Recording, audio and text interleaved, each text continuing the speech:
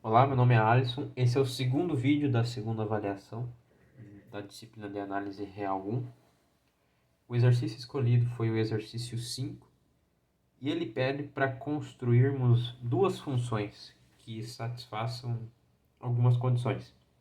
A primeira condição é de que o limite da f de x e o limite da g de x, tendendo ao mesmo ponto A, possuam o mesmo limite e esse limite seja zero, que é essa condição aqui em cima. Essa é a primeira. E outra condição, e as condições então são as outras condições, elas são alternativas diferentes. A alternativa escolhida aqui é 3. E a condição dessa alternativa é que o limite de x tendendo a de f de x dividido por g de x seja igual a mais infinito. E duas funções podem ser usadas para satisfazer isso aqui. As escolhidas são x e x ao cubo. E além de mostrar que isso aqui é verdadeiro operando os limites, é importante visualizar os gráficos e visualizar por que isso ocorre. Aqui nós temos a função x, que é essa função y igual a x aqui. Ela é uma função linear aqui, é uma reta inclinada. É a y igual a x. E a y igual a x ao cubo é essa função aqui. Ela vem do infinito aqui, negativo, de y, chega ao zero com essa curva e aumenta aqui infinitamente, fazendo essa leve curva aqui dentro desse quadrado que a gente tem aqui. Então tem essa característica dentro desse quadrado que a gente vê aqui dos pontos 1, 1, menos 1 e menos 1.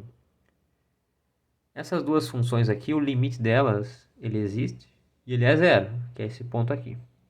Só que, quando nós colocamos isso em fração, quando nós dividimos essas duas funções, nós chegamos a uma indeterminação, onde o limite de x, aqui é feito separadamente, o limite de x é zero e o limite da x ao cubo também é. Isso dá uma indeterminação. Mas, a gente pode dividir em cima e embaixo, nesse caso aqui, por x. Em cima teremos 1 e embaixo x ao quadrado. Isso nos dá a função 1 sobre x ao quadrado, que são os valores invertidos aqui da função x ao quadrado que eu coloquei aqui, bem fraco, a lápis. Essa x ao quadrado, ela tem esse comportamento. Então, em 0 ela vale 0, em 1 ela vale 1. Só que a 1 sobre x ao quadrado é o inverso disso. É essa que está a caneta. E aqui a gente já pode ter uma ideia do que leva a existir esse limite, ser mais infinito. Note que em 0 não existe, ela não é definida, né?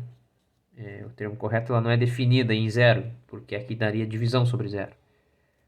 Então, ela não está definida em 0. Isso aqui ele segue infinitamente aqui, mas sem chegar ao 0. Então, quando eu pego valores de x e aproximo do ponto 1 aqui, eu vou ter esse valor definido em 1, como a x ao quadrado também era.